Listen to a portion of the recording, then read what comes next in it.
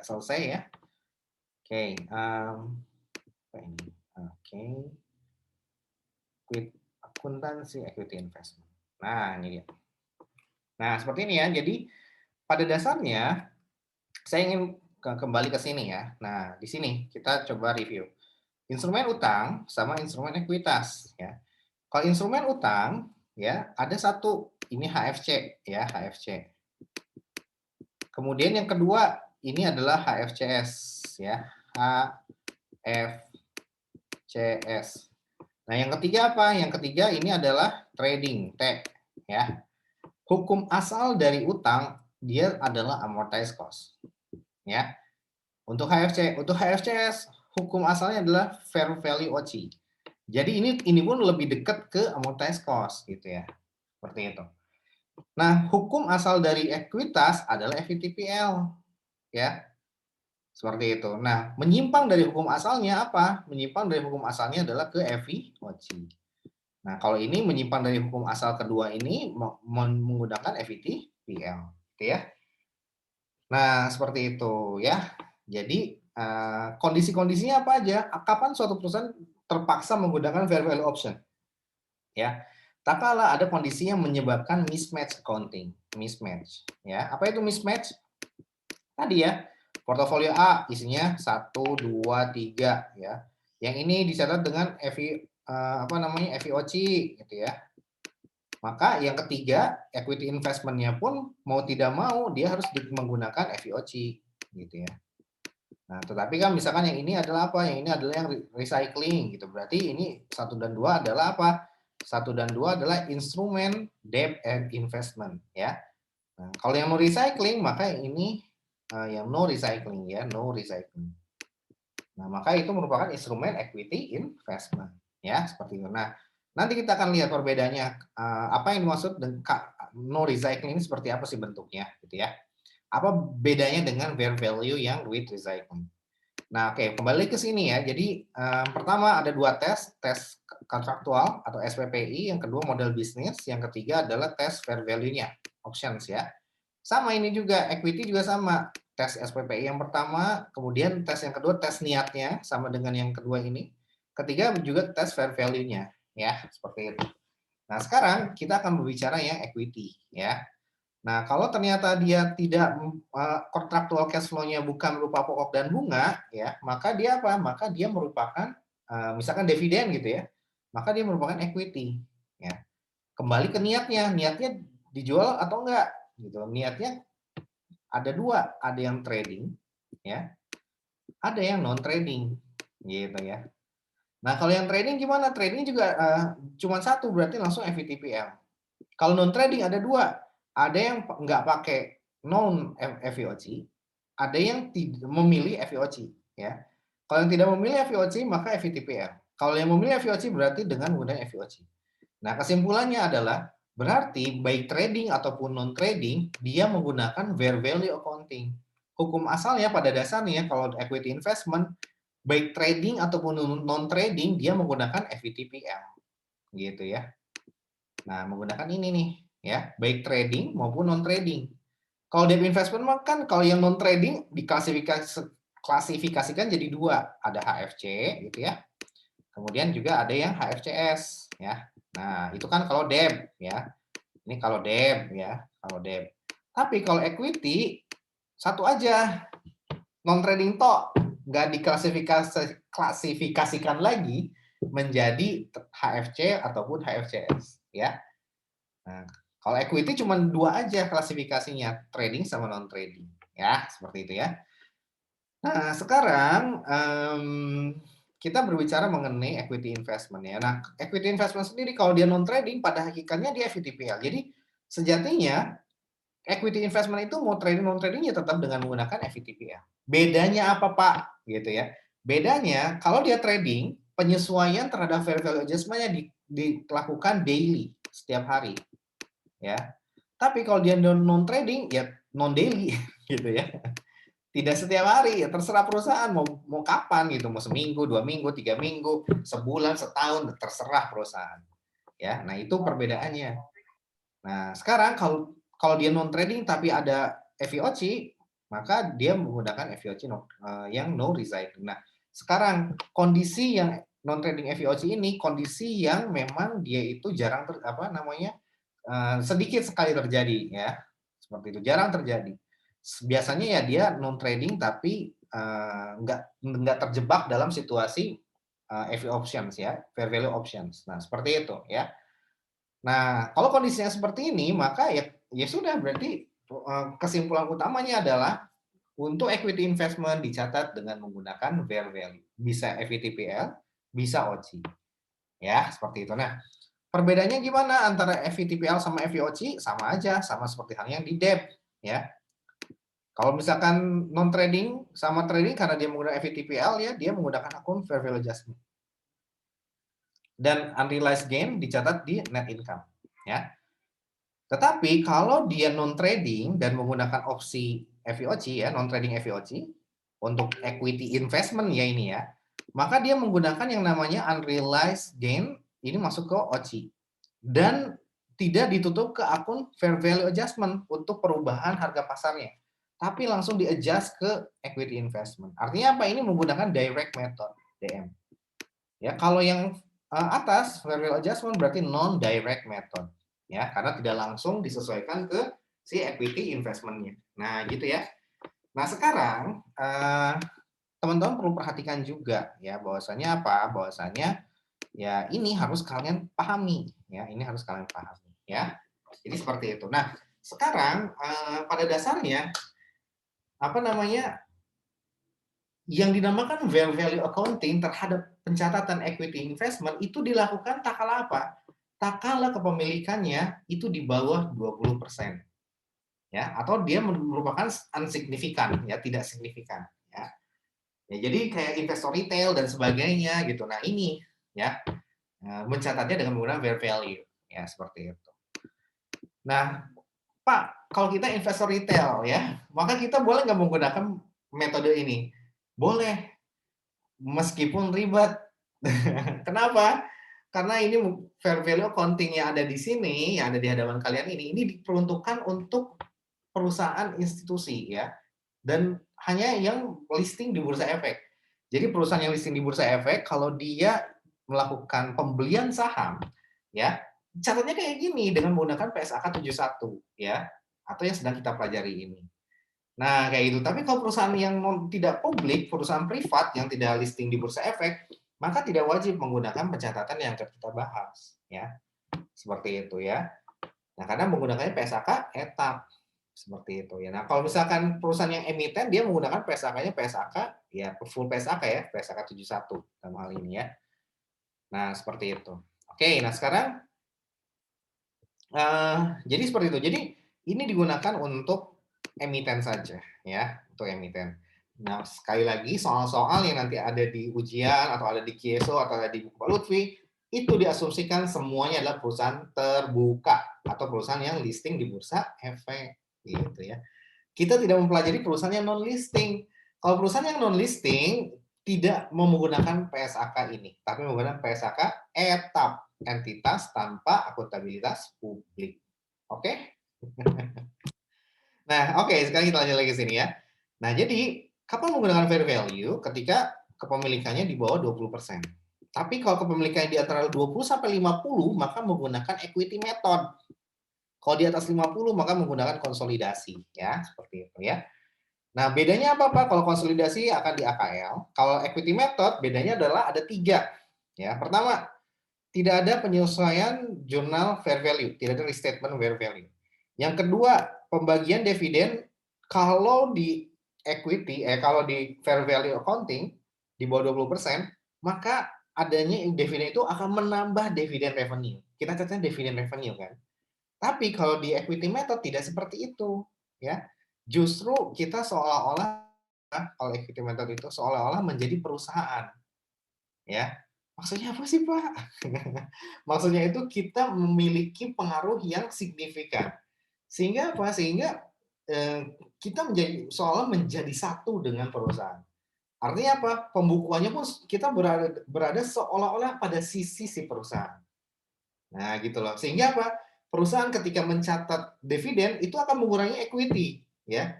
Nah, berarti bagi si investor, karena akan mengurangi equity, maka dia akan mengurangi aset dia, yaitu berupa apa? Berupa equity investment. Gitu ya. Nah, itu kalau ada dividen. Tapi kalau ada net income, kalau dia si fair value tidak dicatat. Tapi kalau dia equity method, dia dicatat sebesar apa? Sebesar porsi kepemilikannya. Ya.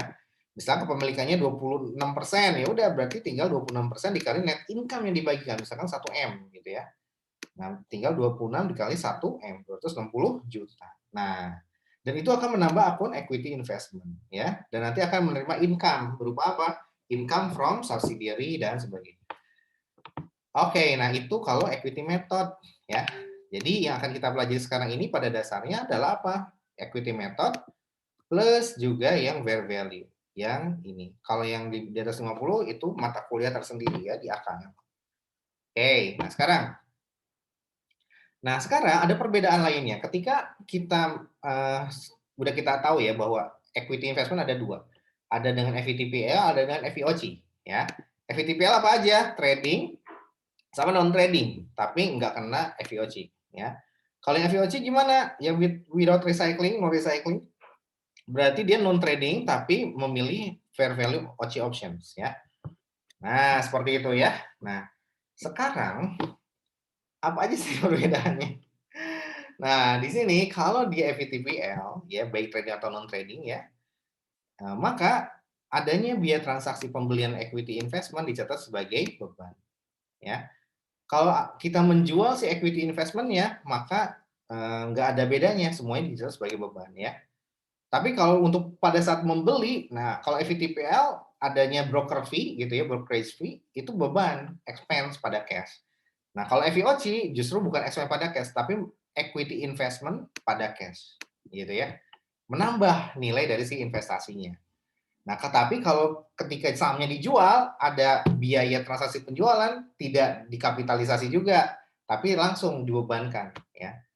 Nah, seperti itu. Jadi kalau kita menjual, ada brokerage fee, maka baik FVTPL maupun FVOC sama-sama membebankan brokerage fee tersebut. Gitu ya. Nah, oke. Jadi seperti itu. Kemudian, di sini tadi sudah saya kasih tahu ya, bahwa dalam praktek, biasanya perusahaan menyesuaikan fair value secara bulanan. Ya. Nah, artinya apa? Non trading ini meskipun dia tidak trade, biasanya setiap bulan dia sesuaikan, ya. Paling banter tuh tiap triwulan, 3 bulan sekali, gitu ya.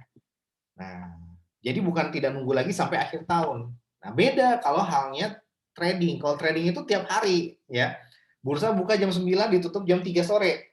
Jam 4 dia udah melakukan statement terhadap fair value-nya. Nah, gitu ya, tiap hari dilakukan. Nah, contohnya apa? Contohnya kalau ini tuh ya tadi ya Saratoga, kemudian juga dan lain-lain. Itu perusahaan-perusahaan efek. Tapi kalau perusahaan-perusahaan yang kayak bukan perusahaan efek gitu ya, perusahaan manufaktur yang membeli saham, maka ya apa namanya cukup kalau dia non trading bulanan, gitu ya, bulanan. Karena kan harga saham berubah setiap saat, setiap detik bahkan berubah, tiap 5 detik berubah. Oke, nah sekarang kita akan perhatikan lagi. Nah bedanya apa? FVTPL sama FVOC tadi udah ya. Kalau FVTPL mah masuk ke gain or loss, tapi kalau FVOC mah dia masuk ke OCI. Sama penyesuaian yang krusialnya itu yang ini ya, pada saat penjualan penyesuaiannya selalu masuk ke fair value adjustment. Tapi kalau untuk FVOC penyesuaiannya langsung directly to equity investment ya. Seperti itu. Nah, kesimpulannya. Kesimpulannya. Catat kesimpulannya nih. Yang pertama, perbedaan antara FVTPL trading dan non trading ya. Untuk FVTPL trading biasanya dicatat restatement dari fair value tiap hari. Kalau yang non trading dilakukan tiap bulan biasanya ya. Ini yang pertama. Kemudian udah itu doang sih kalau FVTPL trading sama non trading. Kemudian sekarang yang kedua adalah perbedaan antara FVTPL dengan FVOC ya. Nah, apa aja itu? Nah, yang pertama, biaya transaksi. Ketika beli adanya brokerage fee, maka itu akan kalau FVTPL akan dicatat sebagai expense. Kalau FVOC akan menambah cost of equity. Ya, seperti itu. Yang pertama, ya, dari biaya transaksi pembelian, ya. Nah, masalahnya di bursa efek itu ketika kamu beli saham, itu ada brokerage fee, ada PPh. Ketika jualnya pun demikian, ada PPh sama ada brokerage fee. Jadi mau beli kena, mau jual juga kena gitu ya. Itu memang terjadi di bursa saham, di bursa efek. Nah, yang pertama perbedaan antara FVTPL sama FVOC ya. Pertama ya tadi ya, biaya transaksinya kalau FVTPL expense, kalau FVOC dikapitalisasi ke equity investment. Nah, yang kedua adalah yang ini, menggunakan fair value adjustment kalau FVTPL. Kalau FVOC tidak menggunakan fair value adjustment. Ya, langsung ke equity investment. Nah, yang ketiga, unrealized-nya masuk ke net income. Tapi kalau yang FVOC, unrealized-nya masuk ke OC. Ya. Oke, itu 3 perbedaan ya antara FVTPL sama FVOC. Ya. Catat, nanti saya tanya. Oke, nah sekarang contohnya seperti ini ya. Contohnya adalah seperti ini. Ini sebenarnya simpel ya, nggak begitu susah ya.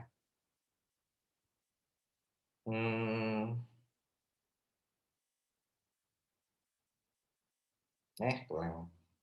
Oke, nah kita akan bahas. Oke, ini tadi kan kata Neng Nabela. Nah, ini simpel banget nih. Kalian harus paham ya. Ada debt investment, ya, dan ada equity investment, ya. Nah, sekarang kalian perhatikan. Novia, debt investment ada berapa biji? Ada 2, Pak. Debt investment. 3 ya, HFC. Kalau HFC dengan apa? Dengan amortized cost. HMC ya. Yang kedua, HFCS. HFCS dengan apa? FVOC. Betul sekali, FVOC ya. Yang ketiga itu adalah trading ya, T. Dengan apa? FVTPL. FVTPL, betul sekali ya. Kemudian sekarang kalau equity investment gini juga deh. Pertama ada berapa pembagiannya? Trading dulu.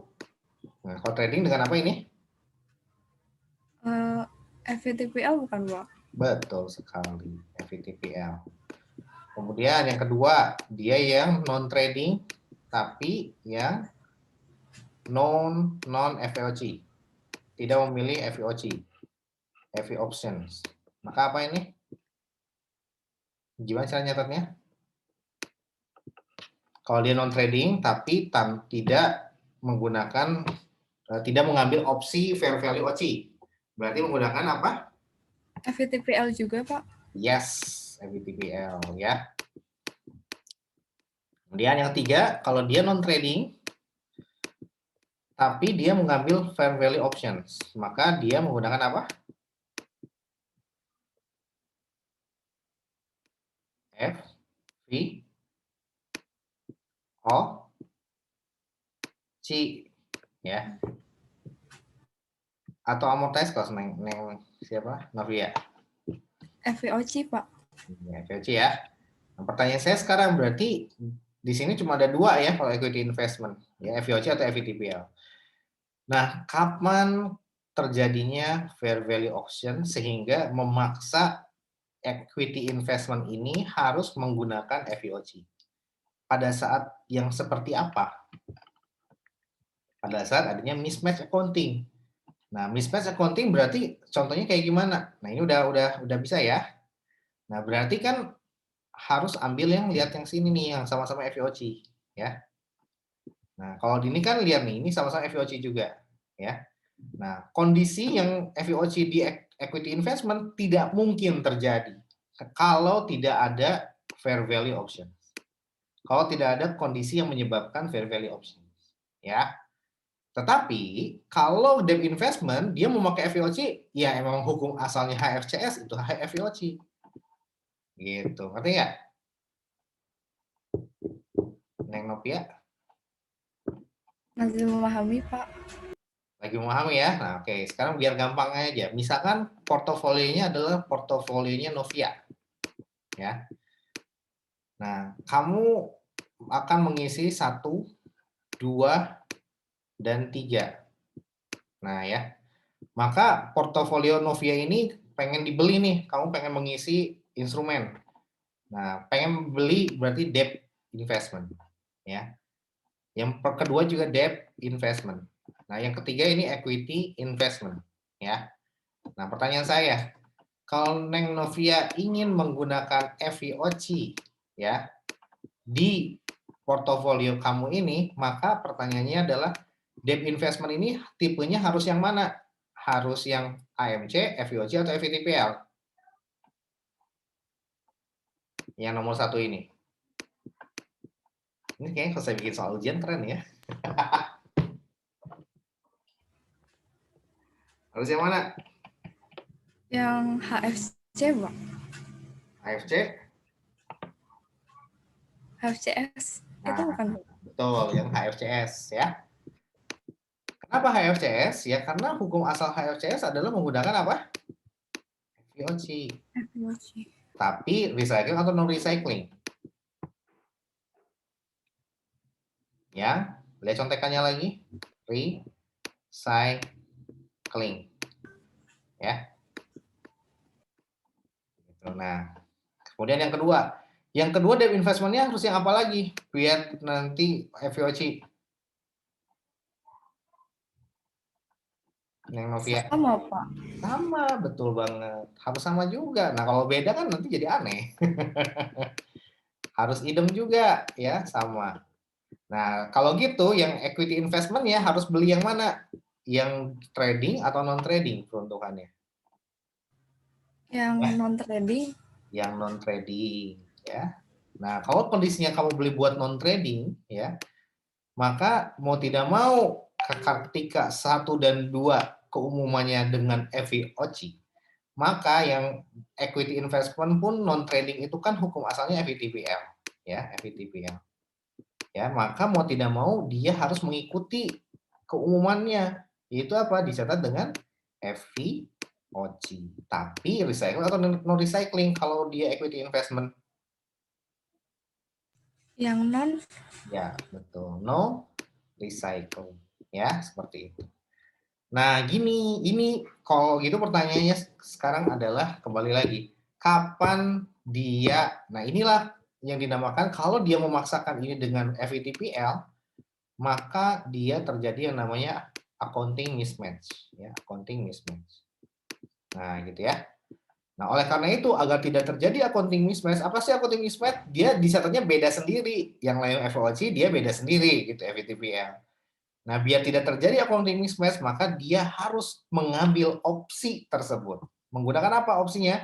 Menggunakan FVOC yang no recycle. Nah, gitu ya. Bisa dimengerti? Bisa, Pak. Terima kasih. Hey, next. Nah, sekarang balik lagi ke sini, karena ini penting juga. Tadi kalau equity investment, FVOC-nya adalah no recycling. Nah, ini kita bahas hukum asalnya dulu ya. Nah, pertama, pada tanggal 30 Desember, PT Kano membeli 3 jenis saham. Ya. Tujuan diperdagangkan dan masing-masing memiliki kepemilikan 20%. Perusahaan membayar brokerage fee 200. Rinciannya adalah ini data per 30 Desember. Nah, jadi ini digunakan dengan teknik portofolio. Ya, dengan menggunakan portofolio ya. Di sini ada portofolio ini tadi ya Alfa, Buba, Cosma. Nah, makanya tadi saya bahas sedikit tentang portofolio karena akan ada di soalnya seperti ini juga. Ya. Portofolio juga. Nah, kemudian di sini kita harus hitung dulu. Tentukan dulu ya. Portofolio ini portofolio yang pakai apa cara pencatatannya? Karena dia saham, maka cuma ada 2 ya, ada FVTPL dan juga ada yang FVOC. Ya. Nah, FVOC ini sangat jarang terjadi kalau nggak ada yang men-triggernya. Yang men-triggernya tadi ya, kondisi yang sudah saya jelaskan tadi. Nah, dan juga di sini ada tujuannya diperdagangkan. Nah, udah otomatis dia menggunakan FVTPL. Ya. Nah, sehingga ini semua dengan FVTPL. Ya. Nah, ini cost-nya. Cost-nya 24.3552. Ingat, 24 ini adalah harga dari market value dari saham dikali dengan jumlah lembar sahamnya. Ya, jumlah lembar sahamnya ada berapa tuh ya yang dibeli. Nah, inilah hasilnya. Nah, untuk FVTPL, ketika ada brokerage fee, maka kembali lagi ke yang konsep yang ini ya, dibebankannya sebagai apa? Dibebankannya sebagai, salah. Dibebankannya sebagai slide 3. Kok nggak ada sih? Oh, slide 4. Salah. Slide 5. Nah, ini dia ya. Dibebankannya sebagai apa? Dibebankannya sebagai expense, ya. Nah, ini dia. Sehingga apa? Sehingga mau tidak mau, ketika kita ada soal seperti ini, maka langsung aja kita catat, ya. Brokerage fee 200 ini kita jadikan expense, ya. Nah, gimana cara mencatatnya? Jurnal equity investment 111.000, brokerage fee 200, cash-nya totalnya, ya. Nah, pada tanggal 31 Desember, maka kita melakukan restatement terhadap apa? Terhadap si fair value-nya. Nah, kalau dia equity investment tidak perlu lagi melakukan restatement dari carrying value. Karena kenapa? Karena nilai carrying value akan tetap sepanjang masa. Gitu ya, karena dia menggunakan FVTPL ya. Nilai fair value-nya, nilai carrying value-nya akan tetap. Berapa nilainya? Sebesar nilai cost-nya ini. Atau totalnya 111 ya. Nah, tugas kita adalah mencari selisihnya antara fair carrying value dengan fair value. Udah langsung disesuaikan. Fair value-nya 25, 34, 50. Nah, totalnya adalah 109. Yang ternyata ada penurunan secara total sebesar minus 1.500 ya. Nah, ini adalah apa? Ini adalah T account dari apa? T account dari si portofolio ya. Portofolio untuk PT Kano. Nah, ya, yang terdiri dari 3 instrumen sekuritas ya. Nah, itu yang pertama ya. Sehingga apa? Sehingga enak kalau equity investment cuma tinggal langsung bandingin aja. Kalau debt investment kan harus cari dulu carrying value-nya ya. Kalau equity investment nggak perlu.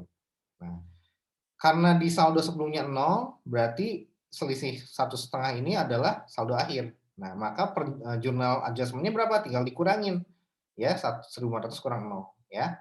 Sehingga jurnalnya seperti ini nih. Unrealized pada fair value adjustment. Kenapa di kredit? Karena berkurang nilainya, ya, turun. Nah, kemudian pada tanggal 2 Januari PT Bubo mengumumkan pembagian dividen tunai, ya. Nah, ingat kalau equity investment proceeds-nya itu berupa dividen.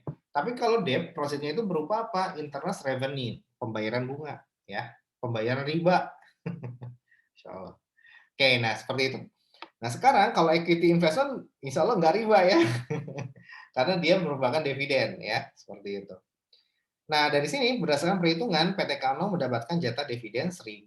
Ya udah, karena salah satu portofolionya yaitu PT Buba ya. Nah, membagikan dividen maka kita akan catat cash pada dividen revenue ya. Karena dia dibagikan di 2 Januari, maka dividen receivable pada revenue. Pada 12 Januari barulah mencatat sebesar cash pada dividen receivable ya. Nah, ini kayak gini doang pada dasarnya. Jadi pertama langsung lakukan restatement terhadap si fair value-nya. Udah gitu doang. Nggak perlu restatement carrying value, seperti halnya debt investment. Sehingga equity investment sangat mudah melakukan penjurnalannya ya. Nah, kemudian kalau ini kita jual nih ya. Misalkan pada tanggal, ini kan tahun 2020 sama 2021 ya. Nah, pada tanggal 15 Januari 2021 pengen dijual nih ya di Bursa Efek ya dengan harga 36.500 ya. Nah, karena dia ingin dijual di Bursa Efek ya, maka kita brokerage fee-nya adalah 50. Nah, ini ketika terjadi jual beli baik jual ataupun beli selalu ada brokerage fee ya. Dan kalau kita beli dan di FVTPL brokerage fee kita catat sebagai expense. Ketika jual juga sama kita catat sebagai expense ya. Seperti itu. Nah, sekarang gimana cara jurnalnya Pak ketika mau dijual? Kalau debt investment, kalian harus restatement dulu carrying value-nya. Hitung dulu carrying value per 15 Januari. Tapi kalau equity investment kagak perlu. Ya. Ini seperti halnya debt investment yang dicatat at par. Ya, pada nilai par. Nilainya nggak berubah, nggak ada amortisasi kalau at par kan. Sama equity investment juga demikian. Ya. Jadi tidak berubah nilainya. Jadi tidak perlu lagi restatement carrying value. Cukup langsung dibandingkan ke restatement fair value-nya aja. Nah, pertanyaannya sekarang, yang di restatement fair value-nya semuanya atau cuma saham yang dijual aja, Pak? Jawabannya, kalau dia ada dua teknik, teknik portofolio sama teknik instrumen, ya. Yang digunakan di dunia nyata itu adalah pencatatan teknik instrumen. Maksudnya apa? Maksudnya adalah kita tidak jadikan satu dalam bentuk T-account, ya. Ketika menjurnal value adjustment, kita tidak jadikan satu, tidak dijumlahkan 1.500, ya. Muter-muter, iya. Tidak dijumlahkan 1.500, tapi satu persatu, ya. Alpha gimana, ini gimana, ini gimana. Nah, inilah yang saya lakukan di Excel dan di video saya yang ada di YouTube, ya. Satu persatu, tidak digabungin di dalam satu T-account portfolio. Karena memang amanah dari PSAK-nya kayak gitu. Nah, kalau ini gimana, Pak? Ini masih belum sesuai dengan kenyataan, tapi nggak masalah. Karena kita belajar, ya. Ini bikin simpel aja, ya. Nah, kalau ini kita menggunakan teknik portofolio, bukan teknik instrumen pencatatannya. Kalau teknik portofolio, nanti ketika kita jual, ya, kita tidak akan menghapus fair value adjustment dari saham PT Buba. Ini nggak akan kita hapus kalau kita menggunakan teknik portofolio. Tapi kalau kita menggunakan teknik instrumentalis, maka ini akan kita hapus. Setiap yang dijual akan kita hapus fair value adjustment. Nah, gitu ya. Kalau portofolio ini konsisten, tidak dihapus. Jadi ketika dijual, yang di jurnal adalah apa? Yang di jurnal adalah seperti ini doang. Nah, cash pada equity ini doang nih yang di jurnal, ya. Nah, yang di jurnal cuma ini doang, ya. Itu kalau portofolio teknik. Tetapi yang digunakan oleh tim kami itu campuran. Mau pertamanya kita catat dulu dalam portofolio seperti ini. Baru ketika dijual kita menerapkan per instrumen. Jadi apa? Jadi kita hitung dulu kita masukkan dulu berapa adjustment restatement untuk si PT Buba ini, ya. Nah, ya. Dan nanti konsekuensinya adalah apa? Kita menghapus, ya. Kalau teknik portofolio yang di-adjust semuanya pada tanggal ini, yang di-adjust ya semuanya satu gelondongan kalau teknik portofolio. Ketika dia salah satu dijual, ya udah tinggal dijual aja. Fair value adjustment-nya ntar disesuaikan pada saat akhir tahun lagi. Nah, gitu ya. Tetapi yang dilakukan oleh tim dosen itu nggak kayak gitu. Ya, ketika dijual menyimpang, nggak pakai teknik portofolio tapi menggunakan tekniknya instrumen. Ya, sehingga kita harus membuang fair value adjustment-nya. Agar fair value adjustment bisa dibuang, maka kita harus cari tahu berapa saldo akhir fair value adjustment pada tanggal 15 Januari. Caranya gimana? Caranya dengan melakukan restatement terhadap fair value PT Buba per tanggal tersebut.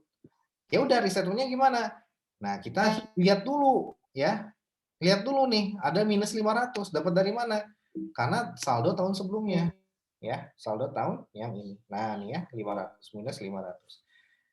Sehingga apa? Sehingga pada dasarnya ini adalah T-account-nya, ya. T-account-nya adalah yang ini, ya. Tahun sebelumnya 500 minus 500 gitu ya. Kemudian akhir tahunnya berapa? Akhir tahunnya adalah 35 dikurang dengan 36 dikurang dengan 35, ya. Sama dengan berapa? 1.500. Nah, maka penyesuaiannya adalah berapa? 1.000, ya, di sini. Kredit debit. Sorry. Ini minus ya. Nah, seperti itu. Berarti penyesuaiannya adalah 2.000, ya, 2.000 di debit, ya. Seperti itu. Nah, ini yang dimaksud dengan teknik gado-gado, ya. Jadi awalnya dengan portofolio, ketika dijual dengan instrumen, nanti ketika penyesuaian akhir tahun portofolio lagi bikin tabel seperti ini. Nah, gitu ya. Kalau yang saya lakukan, saya konsisten dari awal instrumen is instrumen semua, sehingga tidak saya satukan jurnalnya, ya. Tidak saya gabungin juga dalam bentuk tabel yang ini, ya. Tapi satu persatu, ya. Nah, sekarang pertanyaannya, yang dipakai di ujian yang mana? Yang dipakai ujian kemarin saya udah protes ya, dan juga akhirnya memang ya memang ini yang benar adalah seperti yang saya jelasin. Bahwa kita harus konsisten. Kalau kita mau kayak instrumen dari awal, maka sampai ujung ya instrumen. Dan itu yang disetujui sebetulnya oleh tim Dosko-nya ya. Tetapi mungkin karena memang buku di buku Pak Lutfi juga udah pendekatannya gado-gado, sehingga apa? Ya nanggunglah, ya udahlah untuk sekarang ini kita belum menerapkan proyektivitas ya, tapi ya gado-gado seperti ini ya. Awalnya portofolio, ketika dijual instrumentalis, ketika nanti disesuaikan menggunakan teknik portofolio lagi ya. Oke, no problem. Ya udah, kalau gitu kita tinggal bahas aja.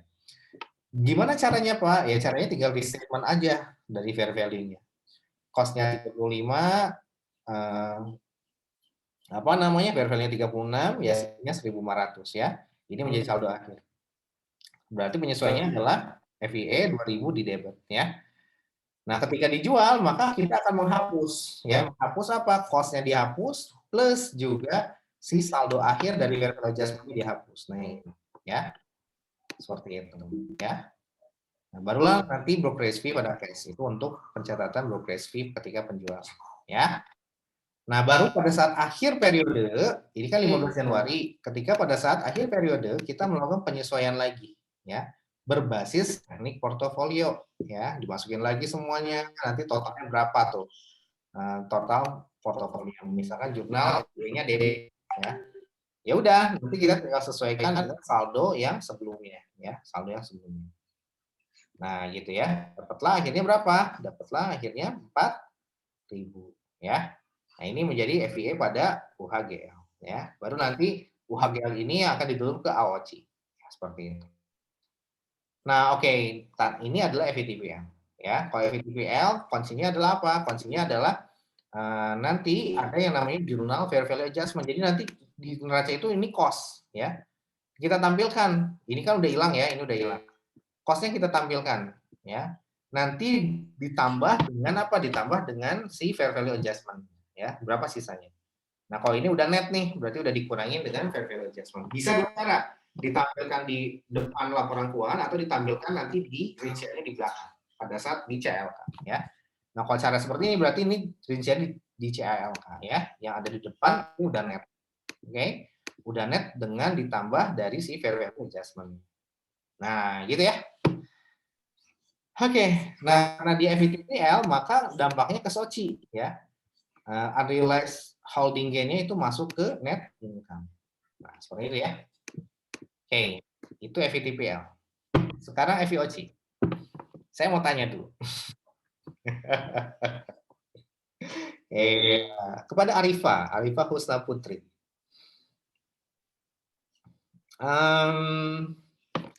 Tampilin lagi ya biar disampaikan.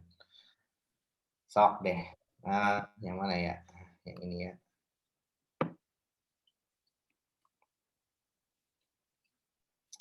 Saya mau tanya. Ketika penjualan dari si saham dan menggunakan FVTPL, brokerage fee-nya dicatat sebagai apa? Apakah dikapitalisasi atau di-expense-kan kepada Neng Arifa? Pada saat penjualan. Ini pembelian loh, yang saya tanya penjualan. Oh ya, penjualan expense. Expense ya. Tetap. Ya. Kalau pembelian? Expense. Kenapa nggak dikapitalisasi?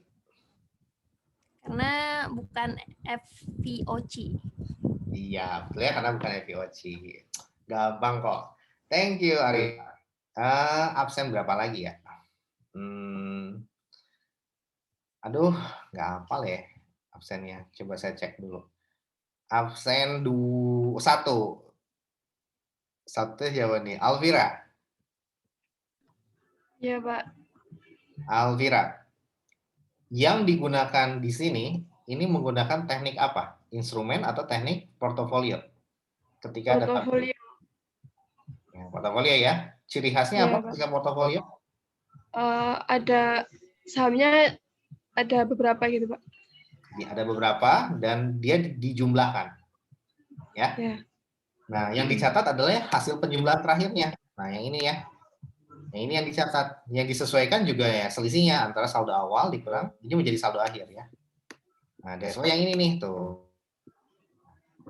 Kalau dia teknik instrumen, gimana caranya Alvira? Digabung ya, Pak? Oh, instrumen.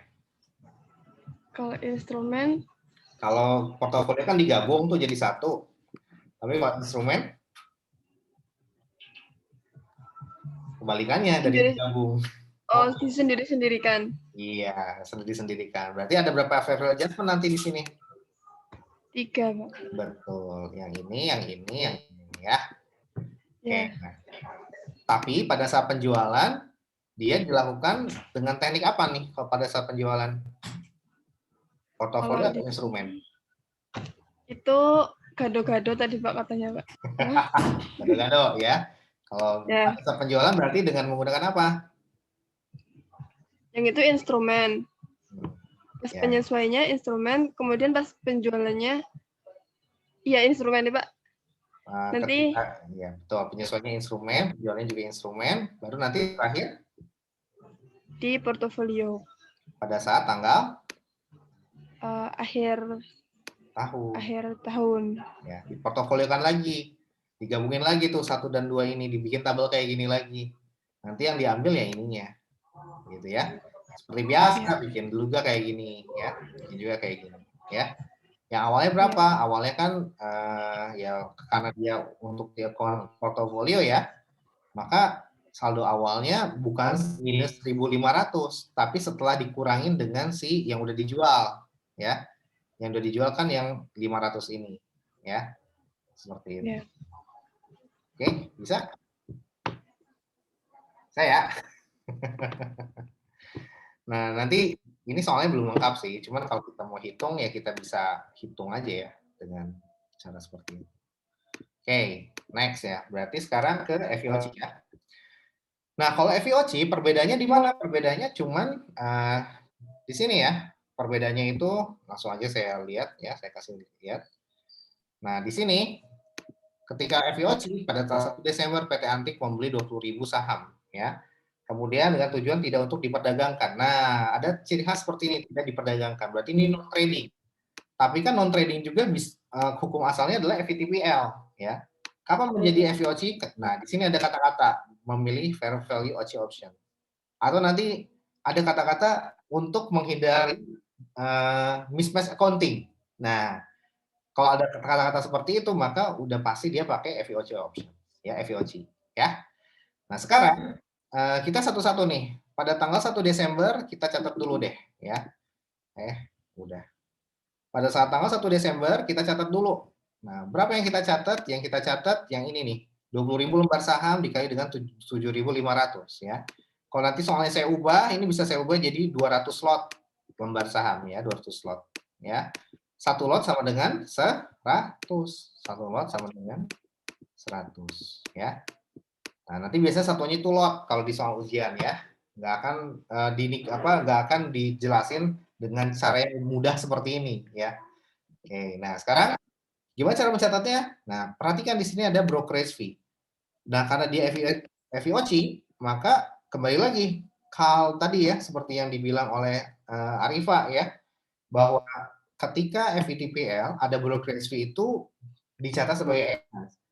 Nah, ketika FVOC, brokerage fee ini dicatat sebagai apa? Dicatat sebagai equity investment atau dikapitalisasi. Ya, seperti itu. Sehingga nilainya gimana? Tinggal 7,5 dikali 20.000 ditambah dengan 1,5. Hasilnya adalah 151. Ya.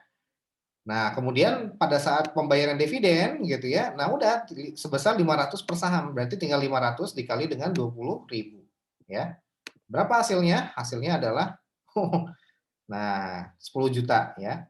Baru pada tanggal 31 Desember nilai wajar sahamnya berapa? 7.400 ya.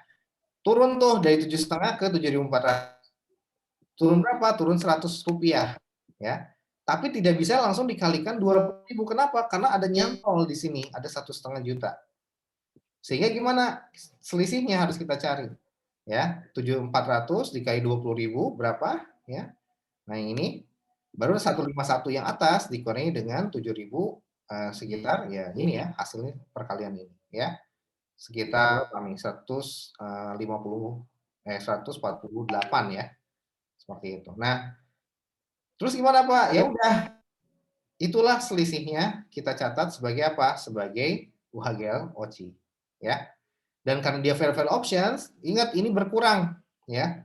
Berkurang kan dari 7,5 ke 7.400, maka equity investment ditaruh di kredit. Mengurangi jumlah dari equity investment.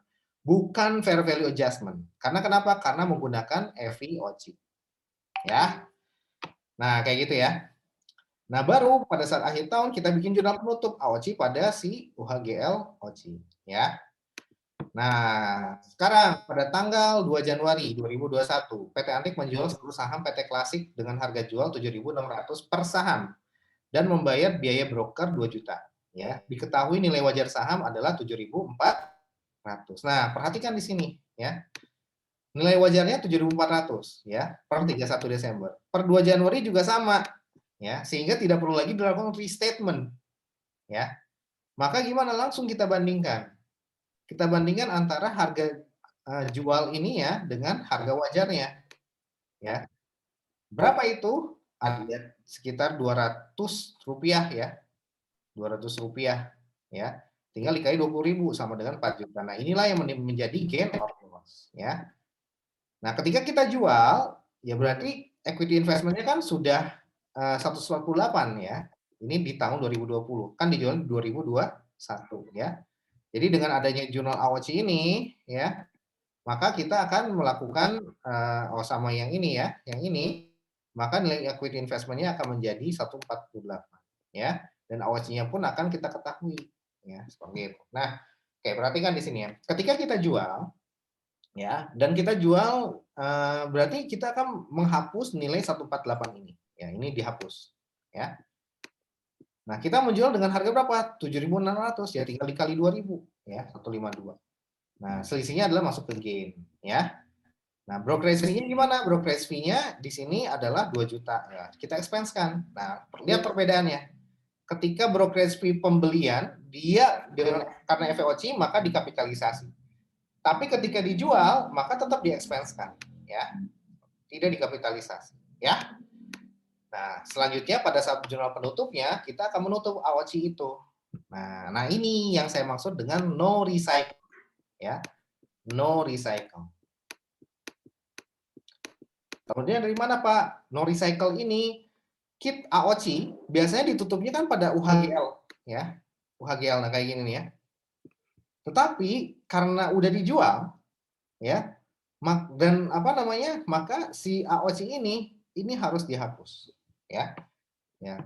Karena udah nggak ada OC lagi ya, nggak ada restatement lagi nih di sini ya, udah nggak ada lagi restatement ya, langsung dijual per tanggal 2 Januari. Jurnal penutup dibuat per tanggal 31 Desember 2021. Nah, maka kita transfer nilai AOC yang tersisa, kita transfer pindahin ke retained earnings. Nah, itulah yang dimaksud dengan no recycling. Recycling maksudnya gimana, Pak? Maksudnya penyesuaiannya tidak melalui net income. Ya, tapi langsung ke equity sections. Tuh, langsung ditutup ke retained earnings. Ya, AOC-nya dipindahin, ditransfer ke retained earnings. Beda kalau dia debt investment, ya. Kalau dia debt investment ketika penjualan, maka ada yang namanya jurnal realize pada apa? Pada UHGL. Nah, gitu ya. UHGL. Nah, nanti pada akhir periode penutupan, UHGL inilah yang akan ditutup ke AOC. Ya, ke AOC. Nah, sehingga kalau di recycle, pertama lihat realize akan ditutup ke retained earnings, ya. Yang realize ini ya ketika kita menggunakan debt investment yang FVOC with recycle ya, maka realize ini akan masuk ke net income. Net income akan berdampak kepada income tax expense ya, akan berdampak ke pajak. Nah, gitu. Jadi bisa kelihatan kan bedanya? Kalau dia no recycle, kalau dia recycle, maka ketika dijual ada yang direalisasikan ya. UHGL-nya direalisasikan kepada langsung realize ya. Tidak langsung masuk ke retained earnings tapi melalui jalur net income dulu ya, sehingga kena pajak ya. Itu kalau debt. Tetapi kalau equity investment ketika dijual tidak ada yang namanya pengakuan realize ya. Tidak ada realize di sini. Tapi nanti di akhir periode kita transfer langsung masuk ke equity section. Sehingga apa? Kalau yang equity investment yang FVOC no recycle tidak kena pajak ketika dijual. Tidak berpengaruh pada pajak PPh badan. Sedangkan kalau debt investment berpengaruh terhadap PPh badan. Kenapa? karena ada satu akun yaitu realize pada UHGL. Nah, gitu ya. Nah, itu perbedaannya antara no recycling sama recycling. Sekali lagi perbedaannya adalah apa? Kalau yang no recycling dia ketika dijual tidak dicatat realize. Tapi nanti pada saat jurnal penutup ditransfer AOC-nya itu, sisa AOC-nya ditransfer langsung masuk ke retained earnings. Nah, kalau yang with recycling seperti dari investment, maka ketika dijual ada jurnal realisasi dulu. Sehingga itu nanti akan masuk ke net income, akan kena pajak. Ya. Pada akhir periode UHGL-nya ditutup ke AOC. Gitu ya. Nah, kayak gitu ya. Nah, ini yang terakhir fair value method ya. Nah, jadi equity method. Nah, tadi kita udah tahu ya bahwa fair value method digunakan untuk yang 20% ke bawah. Kalau yang 20 sampai 50 kita menggunakan equity method. Perbedaannya di mana? Perbedaannya ada 3 ya. Ketika pembelian ini kita bahas satu-satu dulu ya. Ketika jurnal pembelian masih sama ya, masih sama. Ketika pengumuman net income, nah ini udah mulai berbeda ya. Kalau dia fair value method, fair value FV, dia tidak mencatat apapun, no entry. Tapi kalau dia equity method, maka si perusahaan mengakui net income mengumumkan net income 300.000. Kepemilikan dia 20%, maka dia akan mengakui 20% dikali 300.000 sebesar 60.000 untuk menambah equity investment. Sisanya masuk ke investment income. Ya. Ketika ada net income. Yang ketiga, ketika ada restatement terhadap fair value, ya. Kalau fair value method udah pasti dilakukan restatement, tetapi kalau equity method tidak di restatement. Ya. Yang keempat sekarang, ketika adanya pembagian dividen. Kalau fair value method dicatat dividen revenue, tapi kalau di equity method adanya dividen justru mengurangi nilai equity investment-nya dia. Ya, karena dia sifatnya adalah equity method. Ya, seperti itu. Nah, ya udah itu doang. Sehingga apa? Kesimpulannya perbedaan antara equity dan fair value method hanya ada 3. Ya. Ketika pengumuman net income, kalau equity mah dicatat ya, menambah nilai equity. Kedua, ketika fair value, restatement fair value di akhir tahun. Kalau equity mah tidak mencatat adanya restatement, ya. Yang ketiga, ketika pembagian dividen. Kalau equity method, pembagian dividen akan mengurangi nilai equity investment. Oke? Udah itu aja. Kalau gitu kita break dulu. Resume record. Yes, it's being recorded. Nah, jadi saya ulangin ya. Jadi pada dasarnya kita akan menghitung berapa penurunan nilainya, ya penurunan nilai. Nah ini masuk ke impairment. Nah sekali lagi saya jelaskan bahwa semua aset, ya yang namanya aset, ya mau aset tetap, aset tidak tetap, gitu ya, itu selalu dilakukan yang namanya impairment test, ya impairment test, ya. Nah, selalu diambil yang namanya impairment test ya. Kenapa? Karena kita akan melihat nilai aset kita sekarang itu dibandingkan dengan ini carrying value. Carrying value aset kita sekarang dibandingkan dengan nilai realnya. Nah, nilai realnya itu bisa atau recoverable amounts ya sebutannya ya, recoverable amounts ya. Itu ada 2 kan, ada yang NRV ya. Dan ada yang VU ya, value in use. NRV ini namanya external method. VU itu value in use itu namanya internal method ya. Nah, ini diatur di PSAK 55 ya, seperti itu. Dan di PSAK 71 khusus untuk instrumen keuangan ya, khusus untuk instrumen keuangan ya. Jadi PSAK 55 ini udah dicabut. Nah, dengan adanya PSAK 71. 71 berlaku per 1 Januari 2020 ya. Nah, logikanya ketika kita ingin melakukan impairment, kita bandingkan dulu antara carrying value dibandingkan dengan recoverable amounts-nya. Ya. Nah, recoverable amounts bisa ada 2 dengan NRV, ya, mencari berapa fair value dikurangi dengan selling cost. Yang kedua dengan VU, value in use. Kita menghitung sendiri arus kas yang akan kita dapatkan economic benefit-nya selama beberapa tahun ke depan tuh berapa banyak. Tuh.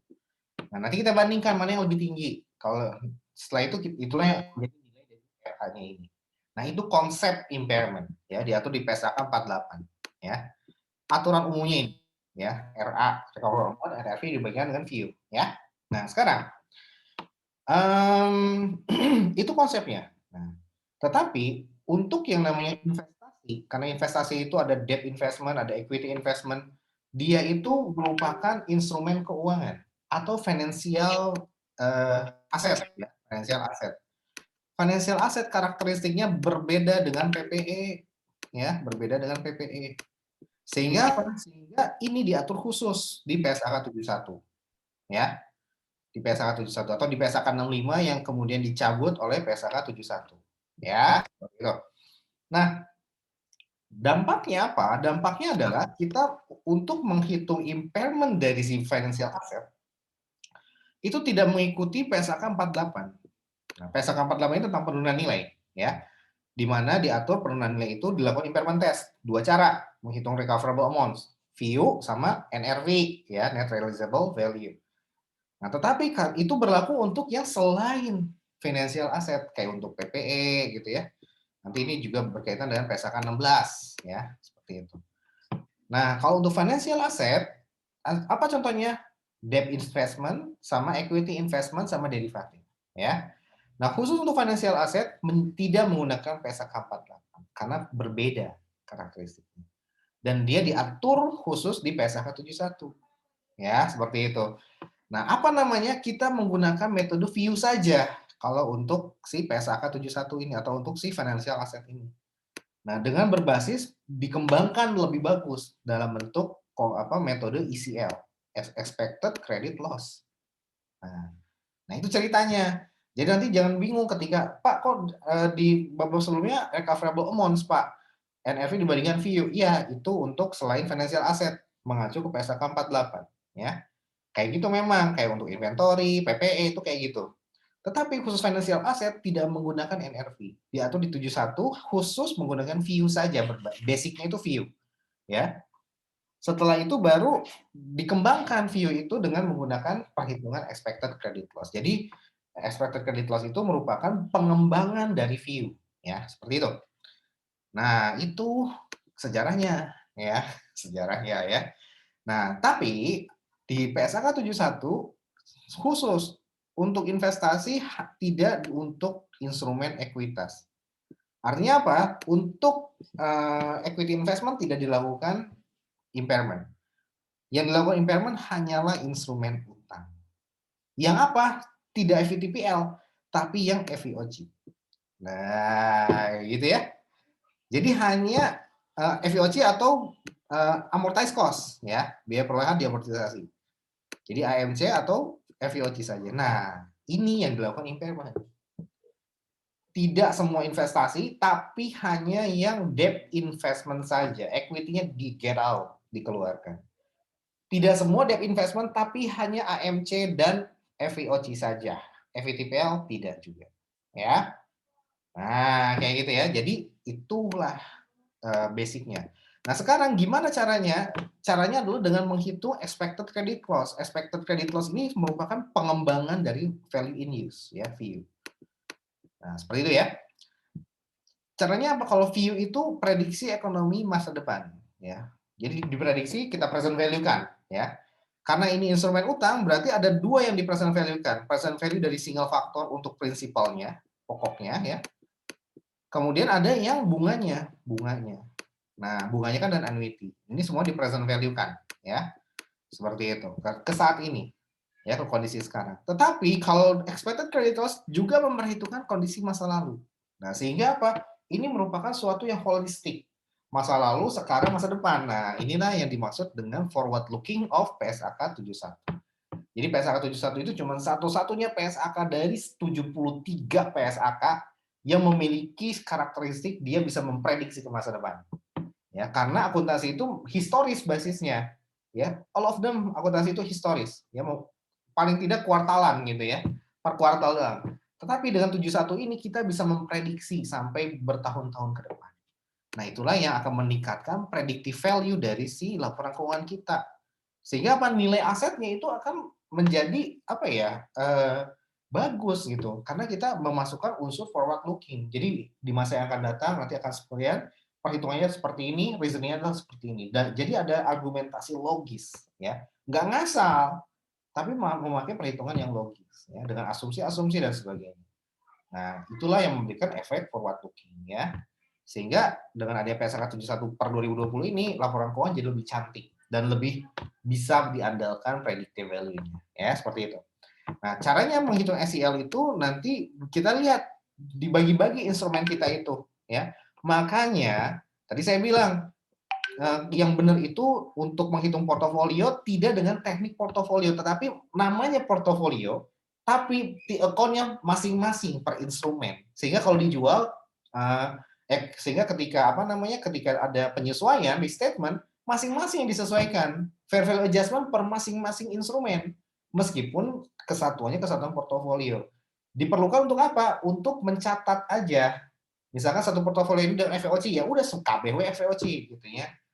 Kalau yang ini FVTPL, semuanya FVTPL, tapi nyatetnya masing-masing memiliki T account, ya seperti itu. That's why itu perlu. Kenapa? Karena ketika menghitung impairment-nya untuk FVOC terutama, itu kita akan menghitung per instrumen, ya. Jadi kita akan lihat satu portofolio itu, satu instrumen itu kira-kira ruginya berapa. Misalkan ruginya karena kan kita memberi dari berbagai macam perusahaan itu tidak sama ya. Nah ya, jadi kita membeli debt investment dari ya sukuk negara, sukuk korporasi, surat obligasi korporasi dan sebagainya.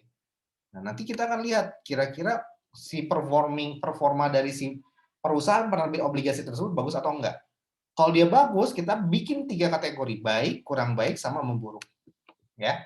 Kalau ternyata kita amsyong ya, ternyata setelah kita beli ternyata kinerjanya malah makin menurun ya, maka kita pisahkan ini untuk yang obligasi ya, bonds dari PTA misalkan, yang ini bonds dari PT B, yang ini bonds dari PT C, misalkan seperti itu ya.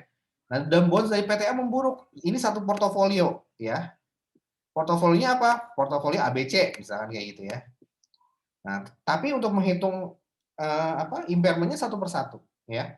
Ini gimana? Misalkan ini kita kategorikan untuk bond PTB di tahap 2, bond PTA di tahap 3, bond PTC di tahap 1.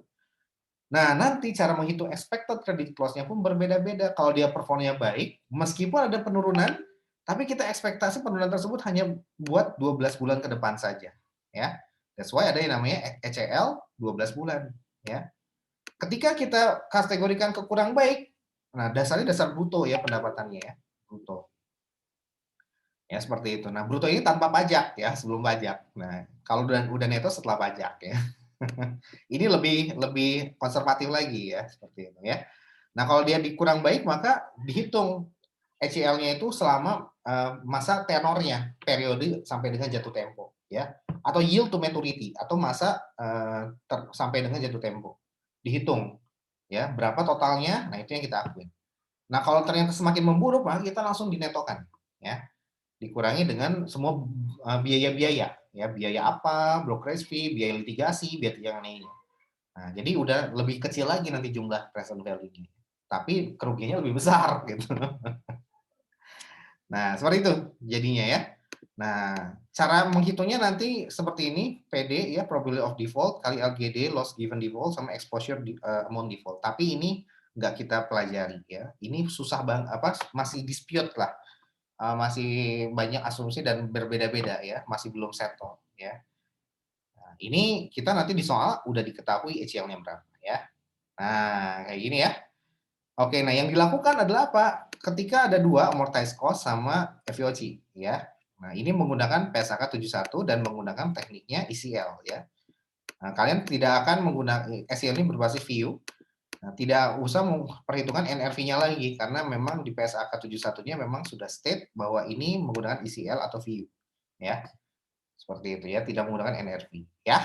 Nah, sekarang kita lihat nih amortized cost. Nah, kalau amortized cost kita akan melakukan restatement carrying value tiap akhir tahun. Ya. Kalau FVOC ke fair value kita akan melakukan restatement 2 kali. Satu carrying value, satu fair value gitu ya. Udah deh beres. Nah, jadi kalau misalkan amortized cost, nanti kita akan melihat ya, carrying value-nya berapa dibandingkan dengan si expected value-nya, EV-nya. Ya. Nah, inilah yang disebut dengan ECL. expected credit loss, ya.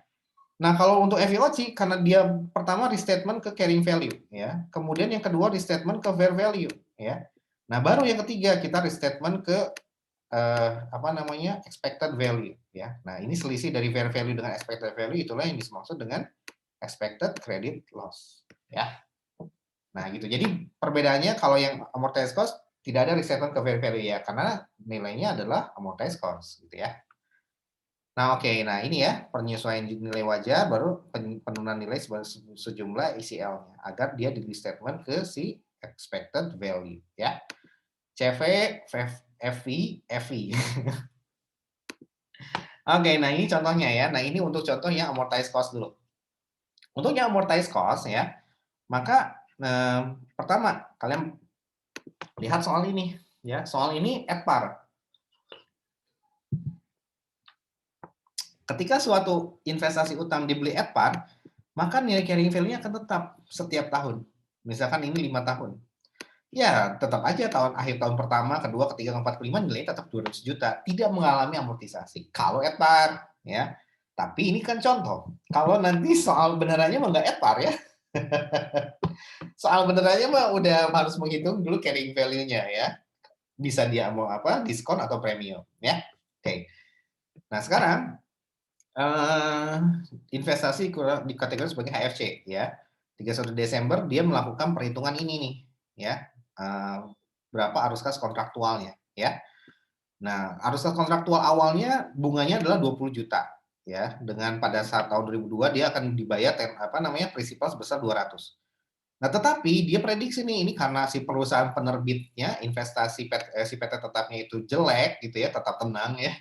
Ya itu mengalami masalah gitu ketika di pandemi ini, maka kelihatannya dia nggak akan melakukan restrukturisasi dari obligasinya, sehingga either kalau di restrukturisasi itu either dia bunganya berkurang atau pokoknya berkurang atau dua-duanya berkurang. Nah, seperti itu ya. Itu semua kembali kepada judgement perusahaan, dan juga nanti kalau di soal pasti dikasih tahu ya. Nah, seperti itu. Jadi bisa kombinasi nih ya. Jadi kalau di sini kan hanya yang diketahui adalah bunganya aja yang berkurang ya.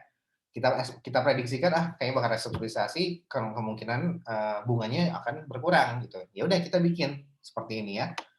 Nah, kita kerugian arus kasnya sekian. Nah, yang kita present value kan bukan yang 4 juta ya. Tetapi yang baru yang 16 juta ini. Nah, ini dia ya, 16 juta. Ya. Nah, kita hitung karena utang itu 2, bunga sama prinsipal, ya udah dua-duanya kita present value-kan ya. Present value yang pertama si prinsipalnya 200 juta, N-nya 4 ya, I-nya adalah 10 dari soal ya. Hasilnya adalah pakai Excel langsung dapat hasil sekian. Kalau untuk yang si bunganya ya 4 juga N-nya ya kita present value kan ya, hasilnya adalah 50. Kalau kita jumlahkan 187. Nah, inilah yang menjadi expected value. Nah, inilah yang menjadi carrying value yang 200 juta ini. Karena dia at par, maka nilainya tetap. Ya. Nah, kita hitung selisihnya adalah ECL. Nah, inilah yang dimaksud dengan ECL. Ya. Nah, seperti itu. Itu di tahun berapa? Di tahun 2018 posisinya kita melakukan pencatatan ECL ini ya. Sehingga gimana? Karena dia amortized cost, ya langsung aja ya. Karena dia at par berarti tidak ada restatement carrying value, langsung ke carrying value ke expected value, langsung kita catat impairment-nya, loss on impairment pada allowance ya. Nah, ini kalau amortized cost akunnya adalah allowance for impairment ya. Nah, kemudian kalau ternyata di tahun berikutnya 2019 nilainya turun menjadi 5 juta ya, artinya dari 12 juta ini turun jadi 5 juta ya, saldo akhirnya menjadi 5 juta. Berarti penyesuaiannya gimana? Ada recovery ya, sebesar berapa? 7 juta selisihnya ya. Nah, recovery-nya gimana ya? Tinggal dibalik ya, allowance-nya di debit gitu ya. Allowance di debit pada recovery. Nah, ini bukan loss ya, tapi recovery ya. Recovery on impairment loss ya, seperti itu. Nah, itu kalau amortized cost. Kalau FVOC gimana? Kalau FVOC maka pertama kita harus catat dulu pembelian investasinya berapa? Misalkan kita baca nih ya. Nah, di sini pada tanggal 31 Desember, contoh 1 ya, ada 2 contoh. Contoh 1 adalah PT Hori. Nah, instrumen utang nilai wajarnya 100 juta. Nah, ini saya asumsikan at par ya. Saya asumsikan at par. At par ya. Sehingga nilainya tetap sepanjang tahun ya. Sepanjang periode sampai dengan jatuh tempo. Nah, dia bukan merupakan instrumen utang yang memburuk. Tadi ya ada 3 kategori, ada yang baik, ada yang kurang baik, ada yang semakin memburuk, gitu ya. Kalau yang semakin memburuk berarti kita basisnya adalah bunganya tuh kita netokan dikurangi dengan semua biaya, ya. Nah, setelah itu baru kita present value kan, gitu ya. Nah, karena ini kategorinya baik berarti dan present value-nya kalau dia memburuk berarti sampai dari sekarang sampai dengan jatuh tempo. Tapi kalau dia kategorinya bukan instrumen yang memburuk, artinya ini kategori baik gitu ya si perusahaannya. Nah, maka apa? Maka cukup ECL-nya 12 bulan aja. Nah, kayak gitu ya. Maka ECL-nya 12 bulan nih sebesar 1,5. Nah, seperti itu ya. Nah, dari sini maka per 31 Desember ternyata nilai wajarnya turun 95 juta ya. 30 Desember 100 juta ketika dibeli ya, ketika pada tanggal 31 Desember turun. Nah, berapa UHGLI pada FVA ya? 5 juta. Nah, ingat ini adalah instrumen utang. Kita tadi udah skip yang equity investment udah tamat ya. Sekarang investment kembali lagi ke investasi debt investment tapi menggunakan impairment ya. Nah, di sini penurunan nilainya gimana? Penurunan nilainya adalah ya tadi ya, ada ICL-nya nih diketahui langsung 1,5. Nah, langsung aja berarti loss pada adjustment for impairment loss. Nah, kalau dia amortized cost ini allowance, tapi kalau dia FVOC dia adjustment gitu ya. Nah, ini jurnal yang dibuat. Jadi pertama pembelian dulu, kemudian karena saya asumsikan at par ya, maka dia tidak ada penyesuaian carrying value ya. Carrying value tetap tidak ada amortisasi. Ya, ada pembayaran bunga saja ya. Tapi pembayaran bunga tidak mengubah nilai dari carrying value-nya. Tetap nilai carrying value-nya adalah 100 juta. Nah, sekarang kita restatement fair value dulu dari 100 ke 95 ya. Berarti turun 5 juta tuh ya. Ya udah kita kurangin. Nah, ini restatement fair value. Nah, baru kita bandingkan dengan apa? Dengan si expected value-nya. Cuman di sini udah diketahui langsung ECL-nya adalah 1,5. Kalau nanti di soal expected value-nya kalian harus hitung sendiri. Misalkan seperti tadi, maka kalian harus hitung dulu expected value-nya berapa. Baru nanti ketemulah ECL-nya 12 juta seperti ini ya. Nah, kalau ini kan langsung dari mulai carrying value karena di amortized cost gitu ya, langsung ke expected value. Tapi kalau yang FVOC 2 tahap dulu ya. 2 tahap dulu. Di restatement ke carrying value-nya dulu, baru restatement yang kedua itu adalah ke fair value ya, ke fair value. Baru yang ketiga untuk mengakui besarnya ECL-nya itu ke expected value ya. Nah, kayak gitu. Nah, dari sini kita udah dapat langsung ya 3 jurnal ini ya. Ya, loss on impairment pada adjustment. Nah, kayak gitu. Oke, sekarang saya lanjutkan dulu. Nah, jurnal penutup di 2019 gimana? Jurnal penutup di 2019 maka ini tinggal ditutup aja gitu ya. Kita harus bikin jurnal penutup untuk bisa membuat Softpi ya. Karena nanti transaksi neraca income statement ditutup ke Softpi gitu ya. Nah, oke, ini kan semua masih transaksinya belum masih kita ketahui ini masih income statement transactions ya. Ada juga income statement, ada juga neraca gitu ya. Belum net gitu. Nah, netnya pada jurnal penutup. Nanti itulah yang masuk ke neraca ya. Oke, kita bikin jurnal penutup dulu, adjustment ya. Yang adjustmentnya ini di debit, kita pindahin ke kredit, kemudian UHGL-nya di debit, kita pindahin ke kredit ya. Ini di kredit pindahin ke debit, UHGL-nya di debit karena di close pindahin ke kredit. Kalau kita netokan seperti ini kita satukan jurnalnya ya. Nah, barulah nanti yang loss-nya ini ditutup ke retained earnings ya, seperti itu. Nah, udah dia dapat seperti ini. Nah, dengan seperti ini, langkah kita akan lebih mudah ya. Kita udah dapat retained earnings-nya 1,5 juta ya. Saldo debit ya, berarti saldo minus ya karena di debit. Awasinya juga saldo debit, berarti dia minus juga ya. Nah, gitu deh beres. Nah, udah gitu gimana? Karena krusialnya di Softpi ya. Kalau di Soci-nya mah tinggal masukin aja. Oke, nah sekarang pada tahun selanjutnya, misalkan debt investment-nya berkurang menjadi 90 juta. Gitu ya. Nah, sehingga apa? Sehingga ketika debt investment-nya menjadi 90 juta, nah kita harus hitung juga T-account-nya ya. Berarti kan kita membandingkan carrying value dibandingkan dengan fair value. Itu nanti masuknya ke selisihnya ke fair value adjustment di saldo akhir. 10 juta kan? Ya udah kita bikin fair value adjustment untuk yang ini. Nah, berapa? 10 juta ya. Taruh di mana nih? taruh di kredit ya, karena berkurang 10 juta. Saldo awalnya udah ada, saldo awalnya adalah 5 juta ya. Tahu dari mana? Tahu dari sini nih ya. Mana tadi teh? Nah, ini ya, fair value adjustment. Oke, kita tanggung nih ya, cuman tinggal satu slide lagi aja. Oke, nah sekarang berarti adjustment-nya di mana? Adjustment-nya kita taruh di apa namanya? Kredit ya, karena kan bertambah ya, seperti itu. That's why ini adjustment-nya 5 ya. Nah, inilah yang kita catat tuh yang 5 juta ini. Ya, inilah adjustment-nya. Nah, inilah resetment dari fair value-nya ya, seperti itu. Ya. Nah, dapatlah hasilnya segini. Berarti unrealized pada fair value adjustment 5 juta. Nah, terus berikutnya apa? Kita restatement lagi ke expected credit loss-nya. Ternyata 12 bulannya adalah 1 juta ya. Berkurang tuh dari 1,5 ke 1 juta ya. Berarti ada recovery ya, recovery sebesar 500.000. Ya udah deh, tinggal dibikin journal recovery-nya gitu ya, adjustment pada recovery ya, adjustment-nya di debit, recovery di kredit. Nah, ini jurnal recovery. Nah, dari sini kita bikin jurnal penutup juga, jangan lupa ya. UHGL, adjustment, kita tutup ke AOCI. Ya.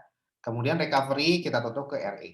Nah, dari sini kita bisa memasukkan ya, RE-nya adalah minus di kredit ya, berarti saldo debit, saldo kredit, saldo normal. Ya, ditambahkan dengan si RE awal tahunnya, 1,5 juta ditambah dengan 500, maka menjadi 1 juta. Ya. Kemudian yang ini gimana AOCI-nya? AOCI-nya ini kan saldo tahun berjalan ya. Nah, ditambahin tuh 5,5 ditambah saldo awalnya adalah 3,5 sama dengan 9 juta. Nah, kayak gitu ya.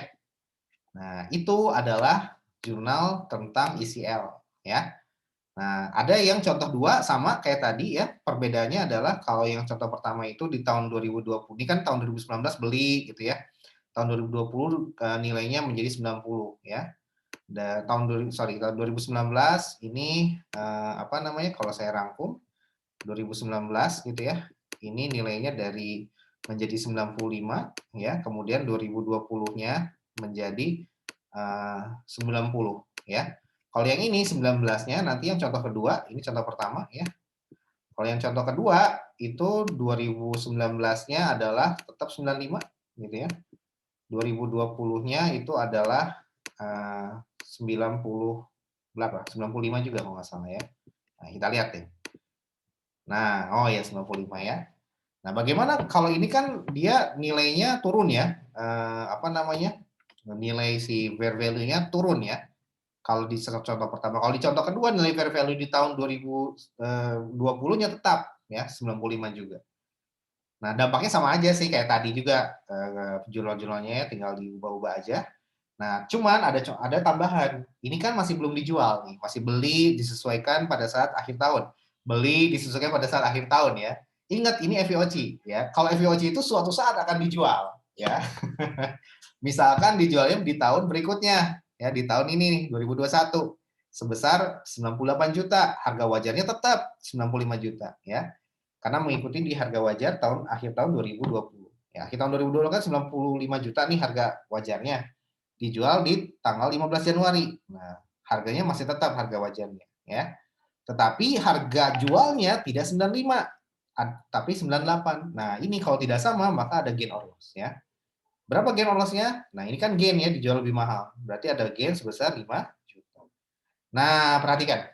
Pada saat penjualan kembali lagi kepada hukum pencatatannya FVOC yang debt instrument ya.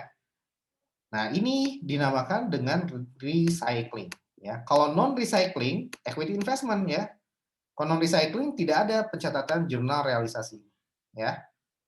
Tapi kalau recycling non recycling nanti pada saat akhir tahun si AOC-nya ditutup ke RE ya. Di recycling pada saat akhir tahun langsung ke equity sections, tidak melalui net income gitu ya. Nah, maka disebutnya non recycling ya, tidak didaur ulang ke net income gitu. Ya, tapi kalau karena dia debt instrument dan kalau debt instrument dia HFCS dan kalau HFCS maka dia harus FVOC yang recycling, maka ketika dijual ada pengakuan ada jurnal realize ini. Ini jurnal paling penting dalam yang membedakan recycling atau tidak recycling ya. Kalau jurnal ini nggak dibuat, jawaban kalian salah ya. Ini wajib dibuat ya. Nah, sekarang kita buat jurnal recyclingnya ya. Agar apa? Agar nanti ini bisa masuk ke net income. Si realize ini masuk ke net income. Karena dia di debit, maka akan mengurangi net income, gitu ya, dampaknya. Nah, pertanyaannya adalah kalau dia tidak memakai ECL, biasanya nih ya, ketika kita melakukan penjualan, maka kita akan menghitung jurnal recyclingnya itu sebesar fair value adjustment-nya, ya kan? 5 juta, maka realize-nya pun 5 juta. Tapi di sini berbeda, di sini 4 juta. Kenapa? Karena adanya ECL tadi. Ya. Adanya expected credit loss. Yang terakhir itu adalah berapa? 1 juta di tahun 2020. Ya. Nah, yang ini nih. Ya. Tuh 1 juta ya. Sehingga apa? Sehingga ketika ECL-nya 1 juta, ya udah itu akan mengurangi si mengurangi si ya AOC-nya akan berkurang gitu ya, seperti itu. Nah, sehingga apa? Sehingga ya udah karena kita ketika dijual maka kita harus menghapus AOC-nya. AOC-nya ya ini bisa didapatkan ya. 4 juta ini dapat dari mana? Dari fair value adjustment-nya 5 juta dikurang dengan ECL-nya ya, dikurang dengan ECL-nya 1 juta sama dengan 4 juta. Atau cara lainnya adalah cara keduanya kita melihat saldo AOC-nya. Gitu ya. Saldo AOC di tahun 2020 berapa? Ternyata 4 juta. Ya udah, ketika dijual, maka ya AOC-nya dihapus gitu. Nah, kalau yang paling gampang sih seperti itu ya. Jadi lihat saldo akhir AOC-nya berapa, ya itulah yang dihapus. Itu yang direalisasikan ya. Realize pada UHGL ya 4 juta. Nah, nanti pada saat akhir tahun ya, kita bikin jurnal penutupnya ya, 31 Desember ya. Apa jurnal penutupnya? AOC pada UHGLI pada AOC. Nah, ini dengan dibikin jurnal penutup ini maka saldo AOC dineracakan 0. Nah, gitu ya. Oke, beres.